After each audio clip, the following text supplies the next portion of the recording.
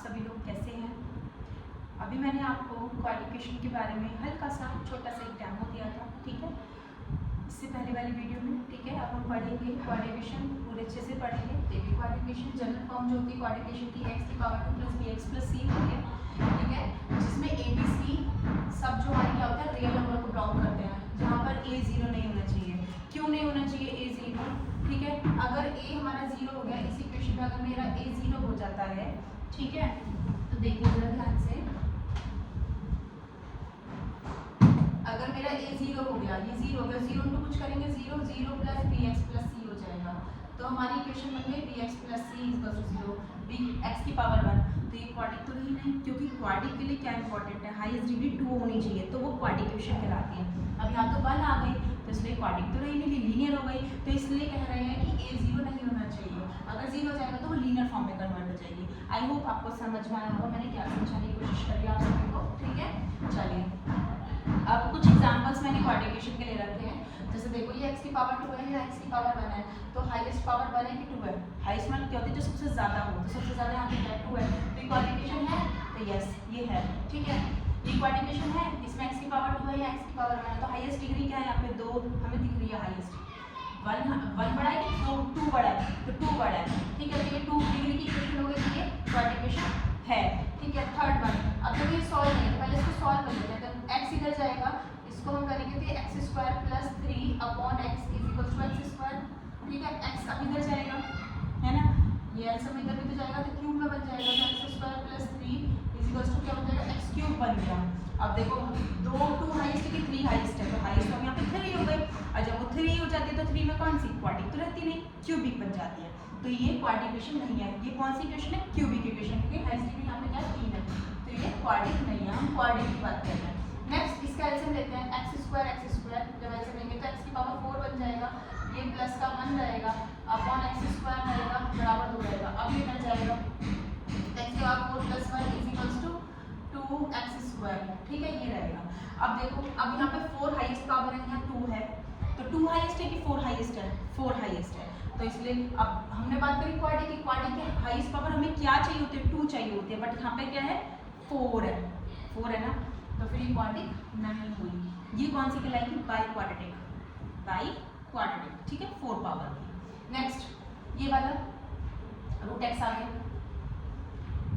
जब हमारा रूट आ जाता है ये नेगेटिव पावर आ जाती है, क्योंकि ये पॉलिनोमियल्स के ही सारे पार्ट होते हैं इक्वेशंस, ठीक है, तो ये इक्वेशन ही नहीं रहती। अब इसमें क्वाड्रिक पॉलिनोमियल रहेगा ही नहीं, क्यों नहीं रहेगा, क्योंकि यहाँ पर क्या आ गया, रूट आ गया, है ना। अब पहली बात अगर हम देखें तो इसकी हाफ पावर है, इसकी 2 पावर है, तो ये हमारी क्वाड्रिकेशन नहीं होगी, क्योंकि हम हाफ पावर को सॉल्व नहीं कर सकते। हमें जो पावर है, इसकी जो पावर चाहिए वो होल नंबर की चाहिए होती है, क्या होल नंबर चाहिए होती है। बट ये रूट का मतलब क्या होता है, मान लो √x है, तो √x को मैं लिखती हूँ ना x की पावर 1/2, तो 1/2 होल नंबर थोड़ी ना नहीं है ना, तो फिर ये क्वाड्रिक पॉलिनोमियल नहीं। नेक्स्ट आती है इसकी बात, ठीक है, यहाँ से थोड़ा सा रफ कर दिया जाता है, आपको कंफ्यूजन ना हो, ठीक है बच्चों। अब देखिए इसमें देखो, तो पहले इसको हमें सॉल्व करना पड़ेगा, क्योंकि लेफ्ट और राइट दोनों में इक्वेशन बनी हुई है, तो इसको पहले सॉल्व आउट करना पड़ेगा। एक आप लोग 2x² को दे देगा, 3x² में 2x² जाएगा तो 8x² बचेगा, माइनस का 4x और ये प्लस का 2x जाएगा तो माइनस का 2x बचेगा। ये 2 है, ये माइनस का 4 है, तो 2 में से 4 गया तो क्या बचेगा, माइनस का 2। तो अब देखो ये क्वाड्रिकेशन है, बताइए आप लोग, तो देखिए सोचिए, ये 1 है 2 है, तो हाईएस्ट पावर यहाँ पे 2 मिल रही है, इसलिए क्वाड्रिकेशन है। आया बात समझ में, ठीक है, आई होप आपको समझ में आई होगी, ठीक है। देखिए इसको आराम से देखिए। नेक्स्ट मैं आपके लिए कुछ और क्वेश्चंस देखती हूँ छोटे छोटे से, ठीक है, चलिए रफ कर देते हैं, कुछ क्वेश्चंस और देखते हैं। ये डेफिनेशन में लिख के दूंगी, जिससे आप लोगों को हेल्प मिलती है लिखने में, ठीक है। नेक्स्ट क्वेश्चन चलिए, अब उन्होंने बोला है कि क्वाड्रिक है कि नहीं है, आपको in each of the following determine whether the given value are the solutions of the equation और नॉट।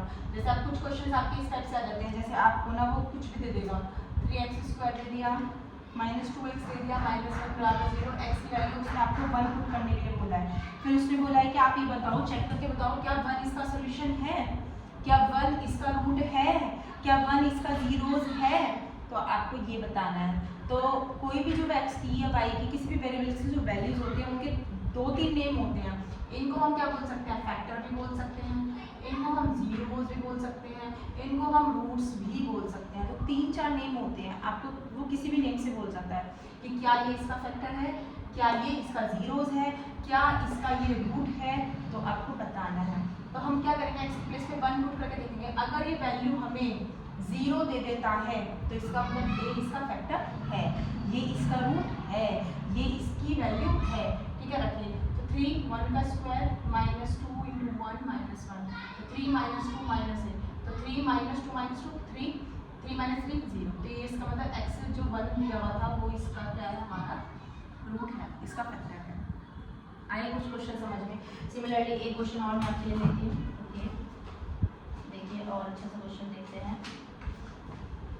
जैसे इसी टाइप का ही एक एग्जांपल और ले लेते हैं।